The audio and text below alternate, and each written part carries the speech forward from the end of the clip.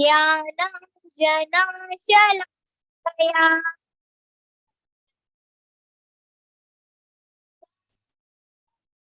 श्रीगुरुवे नमः। श्रीचैतन्यमनोभीष्टं स्थापितं येन भूतले स्वयं रूपं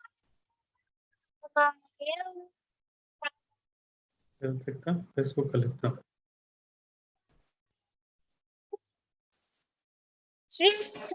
श्रीकमलं श्रीगुरुन् वैष्णवं च श्रीरूपं साग्रजातं सहगना रघुनाथान्वितं तं सजीवं साद्वैतं स्वावधूतं परिजनसहितं कृष्णचैतन्यदेवम् श्रीराधा कृष्णपादान् सहगना रघुना ललिता श्रीविशाखान्वितं च हे कृष्णा करुणा सिन्धो दीनबन्धो जगत्पते गोपीश गोपिका कान्ता राधा कान्ता नमोऽस्तुते तप्त काञ्चन गौरांगी राधे वृंदावनेश्वरी वृषभानुसुते प्रणमामि हरिप्रिये वाञ्छकल्पतरुभ्यश्च कृपा सिन्धुभ्येव च पतितानां पावनेभ्यो वैष्णवेभ्यो नमो नमः। जय श्री कृष्ण चैतन्य प्रभु नित्यानंद श्री अद्वैत गदाधर श्रीवासादि गौरभक्तवृंद हरे Krishna Krishna Krishna Hare Hare Hare Ram Ram Ram Hare Hare Hare Krishna. Hare Krishna, Shashwin. You can do the verse for the today, verse for the day. Yes, Prabhuji. Hare Krishna. Matam pramatam unmatam Om Namo Bhagavate. Om Namo Bhagavate Vasudevaya. Om Namo Bhagavate Vasudevaya. Om Namo Bhagavate Vasudevaya.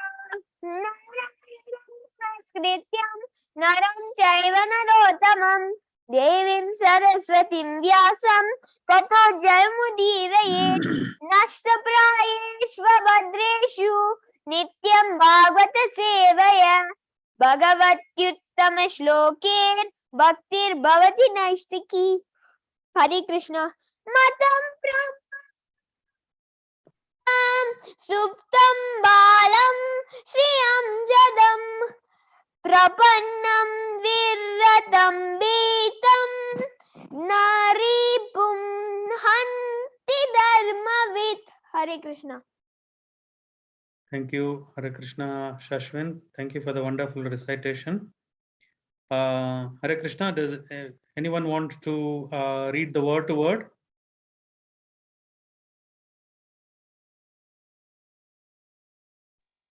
Prabhuji, can you please tell me the verse number again? 1.7.36, Mataji.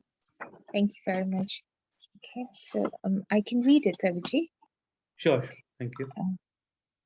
Matam careless, pramatam intoxicated, unmatam insane, saptam asleep, balam boy, striyam woman, jadam foolish, prapannam surrendered, viratam one who has lost his chariot, Pitam afraid, na not, Repam enemy, Hanti kill. Dharma vid, one who knows the principles of religion. Hare Krishna. Hare Krishna. Thank you, Mataji. Translation. It's a short purport, so I'll read the translation and purport. A person who knows the principles of religion does not kill an enemy who is careless, intoxicated, insane, asleep, afraid, or devoid of his chariot, nor does he kill a boy, a woman, a foolish creature, or a surrendered soul. Purport by His Divine Grace A.C. Bhaktivedanta Swami Prabhupada ki jai. An enemy who does not resist is never killed by a warrior who knows the principles of religion.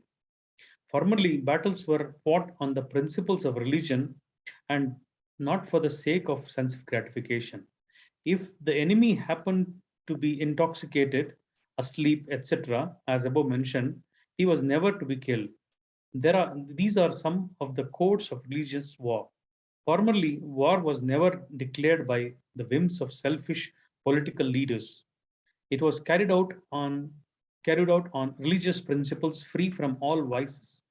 Violence carried out on religious principle is far superior to so-called non-violence. Hare Krishna.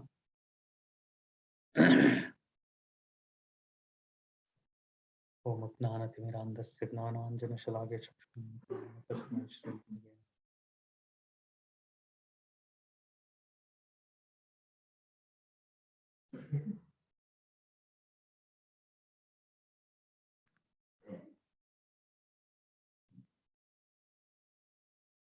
Hare Krishna. Since there was no speaker for today, so I was asked by Mataji to handle this class. So I was just going through the purport. Let's see the translation and purport once again. A person who knows the principles of religion does not kill an enemy who is careless, intoxicated, insane, asleep, afraid, or devoid of his chariot, nor does he kill a boy, a woman, a foolish creature, or a surrendered soul. Prabhupada gives in the purport, an enemy who does not resist is never killed by a warrior who knows the principles of religion.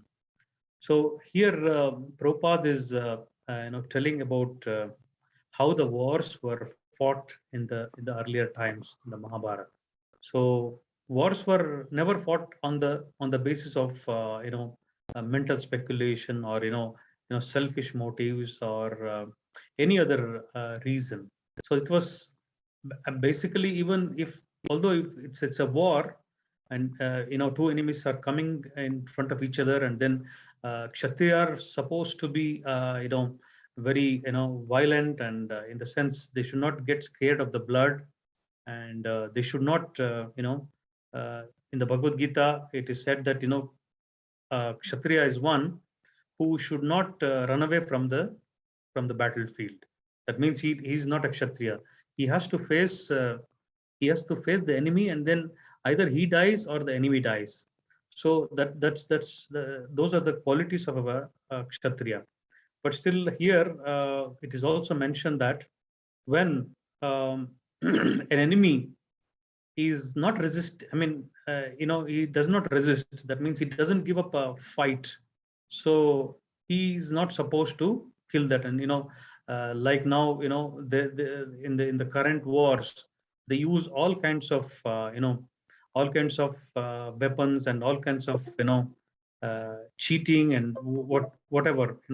So it is not fought on the principles of religion, and then they want to win a war at any cost, and then they break the rules of all the all the religious principles. So, and Prabhupada goes on to say, formerly battles were fought on the principles of religion and not for the sake of sense gratification. So here sense gratification means you are trying to gratify your own senses. Like somebody may ask, reading the Bhagavad Gita, Krishna is encouraging Arjuna to fight the war, and then Arjuna was, compassionate towards his relatives, compassionate towards his friends, in his guru, and a lot of other people were there who he knew and who he had grown up with. And although they had, assembled in front of him as enemies, and then because he was a pure devotee of the Lord, he had compassion, and then he did not want to cause any kind of harm to them. So because he was on the transcendental platform, but still this war was as we all know, that it was decided by the Supreme Lord himself. And then uh, as shown in the Vishwaroop, so all the decisions were made by him. So when Arjuna started to ask questions based on many things, and then Krishna goes on to say, the I mean, what are we, and then what is the body, what is the soul, and then how the soul is never perished, and then body is always perished, and should not be affected by the impermanent nature of the body. So he goes on to encourage Arjuna. Krishna goes on to encourage Arjuna, and he ultimately fights, and then after Arjuna understands all the intricacies of the body and soul, and then the super soul, he understands that he just have to surrender to Krishna, and then he has to work according to the will of Krishna. So he understood that, and then he started to fight in a although he was fighting and he was killing people, but it was not for his sense gratification. He was doing it as a duty, and he was doing it as a, in fact, a devotional service. He was doing and then he was executing his command as per Krishna's instructions. So this is a very important point, that uh, even if it's fighting, it can be religious, and even if it's killing, it can be religious. It's a uh, it's a revelation that many of the people in today's world, if you tell them that even violence can be religious, even violence can be uh, uh, it can set right some things. Of course, Krishna was setting right some unwanted uh, progeny of the Kuru dynasty. So Kauravas were not religious at all. They wanted to have the kingdom, and then didn't want to share anything with their own brothers sons. So so hence this war was inevitable, and then Krishna had decided. Then Prabhupada goes on to say, if the enemy happened to be intoxicated, asleep, etc., as above mentioned, he was never to be killed. So these are some of the codes of religious war. So these are the conditions where if you're in a if you are at a war, and then if the enemy is asleep, if the enemy is intoxicated or careless, that means your enemy is not on par with you. So he's in a state that he is not equal to you, and he's somewhat in a underprivileged condition. I mean, even if like it is said in the context of Ashwatthama killing the sons of Pandavas. So sons of Pandavas were sleeping in a tent in the night, and then they had no weapons, and they had no, even they were not even resisting. So they were just massacred by Ashwatthama, and their heads were brought to Duryodhana. Actually, in fact, even Duryodhana did not accept this act of Ashwatthama. He said, Ashwatthama, what you have done, this is, first of all, you have killed in an unethical way, but when the people, I mean, when the uh, Pandava's sons were sleeping. But first of all, you have killed boys. Actually, they're not in a position to fight at all.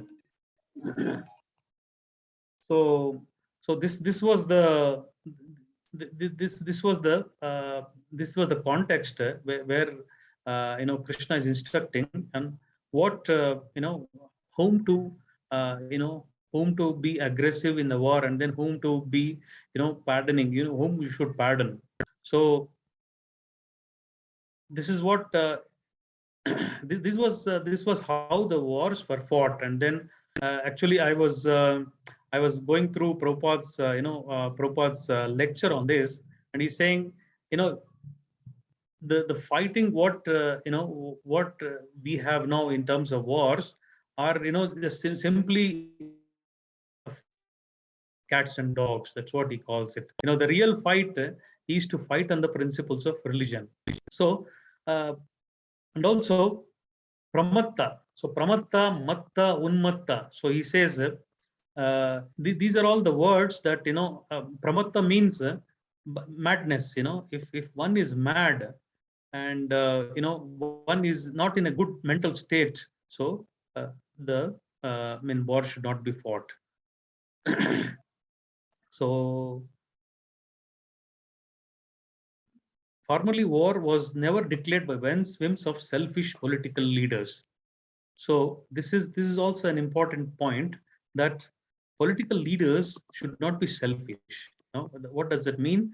So political leaders were always, earlier kings were, fighting the wars based on the religious principles, and then uh, most of the subjects who were in the kingdom were also ruled by such kings who were under the religious principles. So gradually, each and every person in the kingdom were going towards at least liberation, and then dharma, artha, kama, moksha. That means these were the principles of religion, and then slowly they will go towards the path of liberation, and then from liberation, if it is possible, then they used to go towards the bhakti. So it was carried out on all, but carried out on religious principles, free from all vices. And then I was contemplating on this point, that violence carried out on religious principles is far superior to so-called non-violence. This is this is quite a revealing statement, that violence carried out on religious principles. So that means, if you are like Prabhupada always mentions this, if a soldier goes to goes to the enemy camp and kills hundreds and hundreds of soldiers, and then when he comes back, government actually awards him, and then they give him a lot of medals, and then uh, you know uh, he's actually appreciated for what he did. Yeah, but he goes to the enemy camp and he doesn't kill any of his friends, or his mates, but he kills enemies. So, but the same soldier, when he comes back to his own house, and then for his own, personal interest, if he goes on to kill a friend or somebody, and there's also violence. And then if he kills someone, the same government who awarded him and then gave him medals will be, will be immediately punishing that person. So this is the the meaning of this point, that violence carried out on religious principle is far superior to the so-called non-violence. Uh, so that means, whatever we do, even if it's violence, if it's carried out on the basis of the religious principle, it is far better than the non-violence. So people say, oh, I'm non-violent, and then I'm not killing animals, I'm doing this, I'm doing that. So if it doesn't help us to progress in Krishna consciousness, and if it doesn't progress towards, give us chance to go towards God, that non-violence is also so-called, Prabhupada used to mention also being vegetarian. Like being vegetarian, even some animals are vegetarian, strict vegetarians.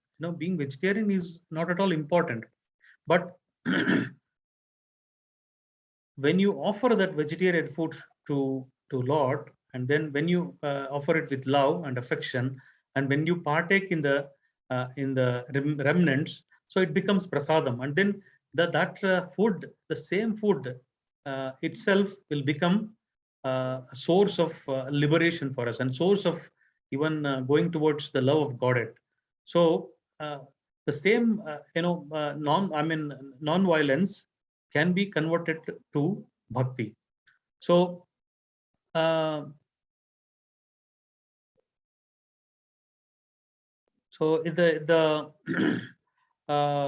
Prabhupada's lecture, also he has mentioned that about Emaraj. Emaraj is a devotee of the Lord, but he has a job to punish all uh,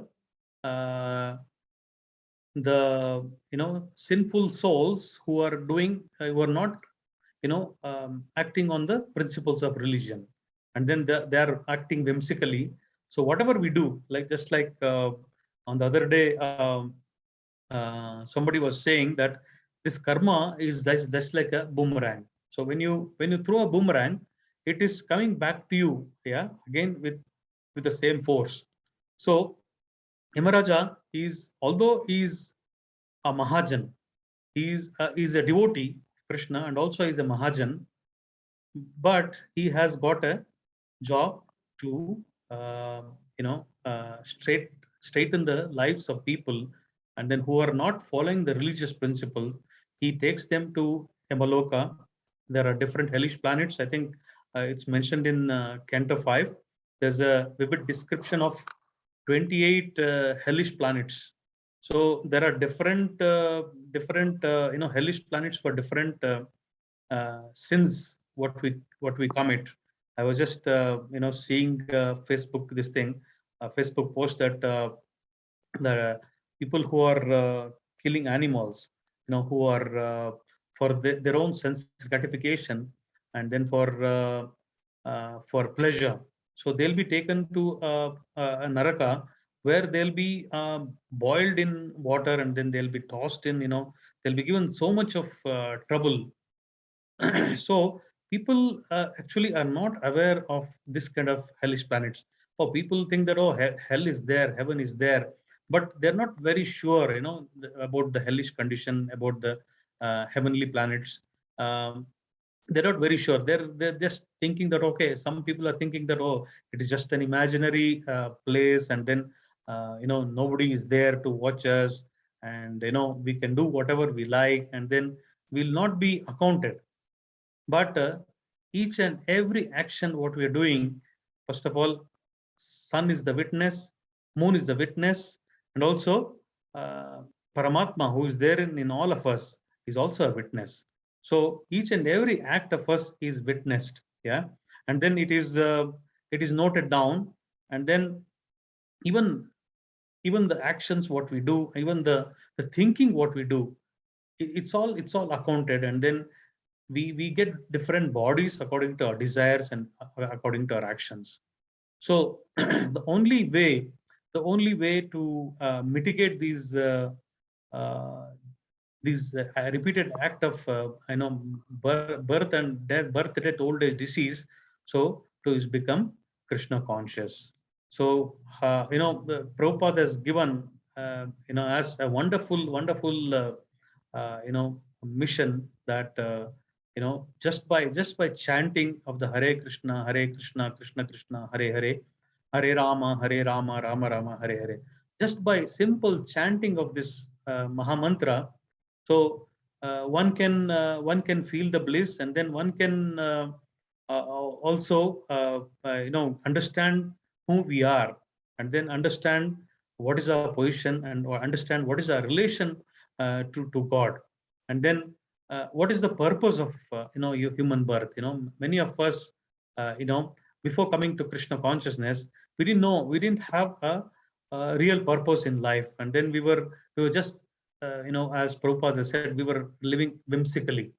So probably on the platform of animals, we were just eating, sleeping, mating, defending, and then we were doing all sorts of nonsensical things. And then here comes Prabhupada, and then it's he went to the West, and then he changed the face of the whole world.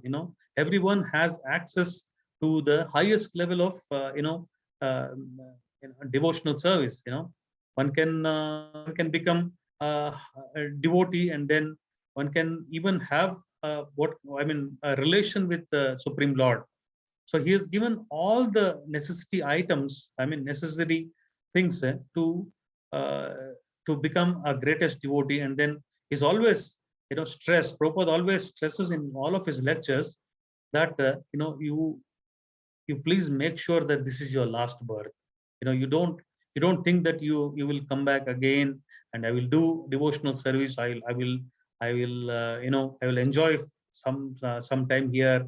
I will do this, I will do that. So I'll do a mixture of everything. So Prabhupada never encouraged that. Prabhupada always said that to make sure that you complete the devotional process, and then at the time of death, if you remember Krishna, we have seen so many people, so many devotees, who left their bodies in the recent past. So they were all so much involved, so much devoted. They were chanting Hare Krishna Mahamantra. They were surrounded by devotees, and uh, they were hearing Krishna Katha, and then hearing the names. So it is the most ideal way of living your body, rather than thinking about so many things, and then, or even worse, suddenly your body is taken away, in an accident or something. So then you can't really be prepared about death. So Prabhupada always says that we have invented so many modern things that has become so cheap. We are going in a car, in an aeroplane, in a train, or even so many natural calamities are there. And then so-called modern civilization has brought us to a stage that death has become very cheap, and the human body has very little value. Actually, there is a beautiful song in my mother tongue, Kannada. It's also from the Vaishnava philosophical song called "This is this body is nothing but a zero. This body is a zero. So if you want to add something to the zero, you have to add Krishna to this. If you are not able to add Krishna to this, it's a zero. Even if you have that in that song it goes on to say, even if we have elephants, and that means wealth, beautiful wife and beautiful kingdom, beautiful business, or anything, if you don't have Krishna consciousness, it becomes zero. Why it becomes zero? It ultimately ends. Everything ends with the body. When the body ends, everything ends.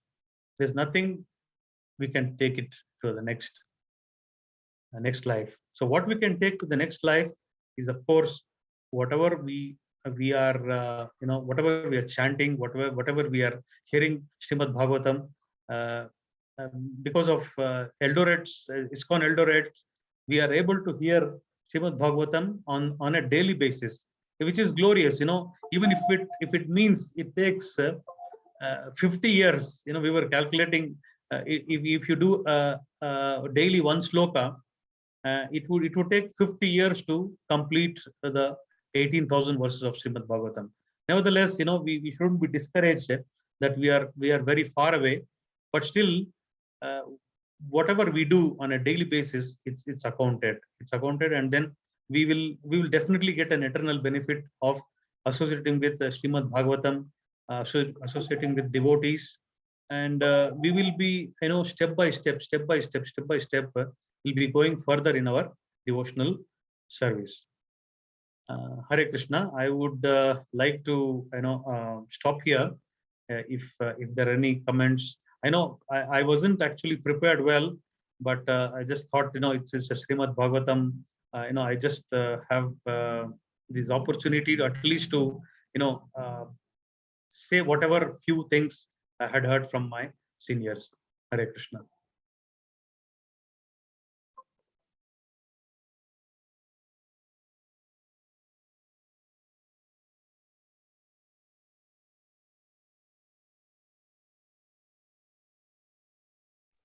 Hare Krishna. Thanks for the wonderful class. Thank you so much. Is it okay for me to ask a quick question? Sure, Mataji. So Prabhuji, could you kindly just say a bit more about being a Mahajan? Mataji, I couldn't hear a question properly. Could you repeat? Being a Mahajan, because Yamaraj was a Mahajan. Yes, there are 12 Mahajans mentioned in the Srimad Bhagavatam. Actually, Yamaraj mentions his name, but his name, he doesn't say his name. There is 4 Kumaras, Prahlad Maharaj, Janaka. So all these are mentioned as Mahajans. So they are supposed to be followed. All these Mahajans are great devotees of the Lord, and Yamaraj is one of the Mahajan. Okay, yeah, I like Shiva, so Janak, Bhisma. Hare Krishna. Even Janak Raja, Bhisma Pita. Yes. I'm not sure. I can refer to that verse, so I can get to the names of all the 12 Mahajans. So I can get you, Mataji. thank you, Prabhuji. Thank you. Hare Krishna. Hare Krishna.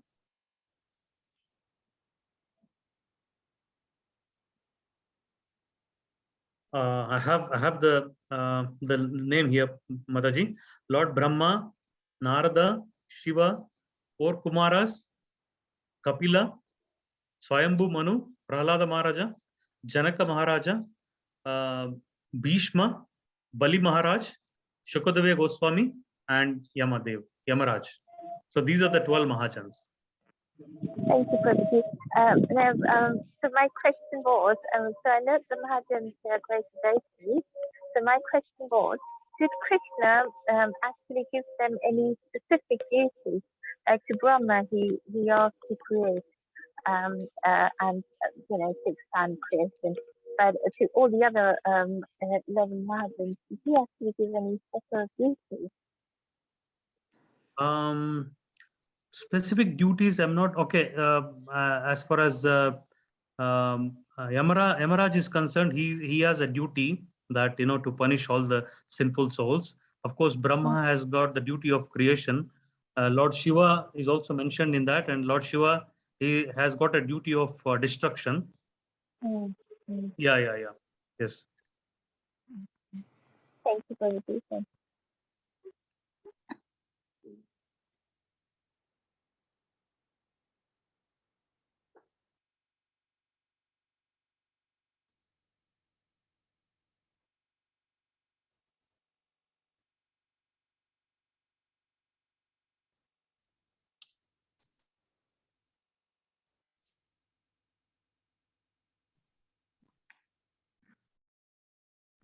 Hare Krishna. If there are no other comments or questions, let's just chant Hare Krishna Mahamantra once and then end the session. Hare Krishna. Hare Krishna, Hare Krishna, Hare Krishna, Krishna, Hare Hare, Hare Hare Rama, Hare Rama, Rama, Rama Rama, Hare Hare Hare. Hare. Hare Krishna, Hare. Hare Rama, Rama Rama, Hare Hare. Vancha kalpatarubhyascha kripa sindhubhyev cha patitanam pavanebhyo Vaishnavebhyo namo namaha. Srila Prabhupada ki Jai. Jai. Thank you, Prabhuji. Tomorrow Dinasharan Prabhu class is there, so please attend the same time. Hare Krishna. Hare Thanks, Krishna. Prabhuji. I was quite Thank a you. few new points you made, so I learned from that. Thanks very much. Okay, thank you, Mataji. Hare Krishna. Prabhuji, you can, Kumar Prabhuji, you can put Dinasharan Prabhu. Okay, let me create now. I know I thought Mataji is going to do it. She didn't it. Me also, I left the phone at home, Prabhuji. I saw No your problem. call. Okay, let me No create problem. and I'll post it tomorrow morning. Okay. I'll also It is- just contact Prabhuji first, get his Okay. confirmation, and then I'll let you know so that you can put it tomorrow. Okay, Prabhuji. Thank you, I Prabhuji. think Gumapati Prabhu is also there now, Prabhuji. Gumapati Yeah. Prabhu is also there. Yeah, Umadpati Prabhuji is in Eldoret. Okay. So we have morning, noon, and evening program. Okay. Okay. Thank you, Okay. Prabhuji. Hare Krishna But- Prabhuji. Thank you. Yes.